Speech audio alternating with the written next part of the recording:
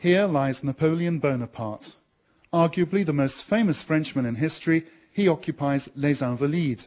It was designed as a home and hospital for soldiers and completed in the late 17th century.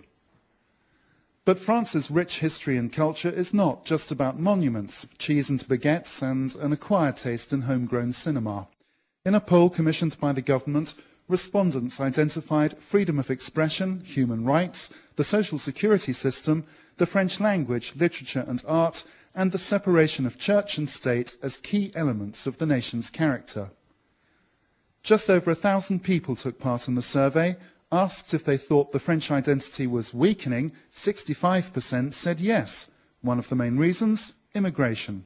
Because I think that it's maybe difficult to live with Muslims. We have radical ways of living, and it's difficult to find a dialogue.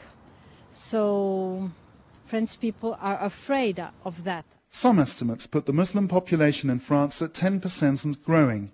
Ministers know they can't turn back the clock and shut the door, so the policy now seems to be to appeal for a form of Islam which respects French law and acknowledges the rights of living in a free society.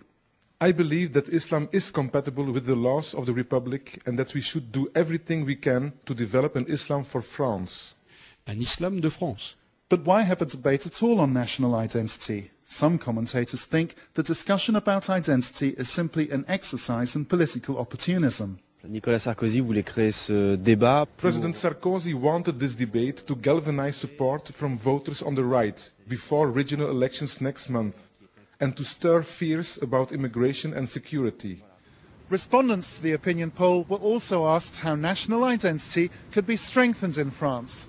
The answers included free civics lessons for adults and singing the national anthem at least once a month in French schools.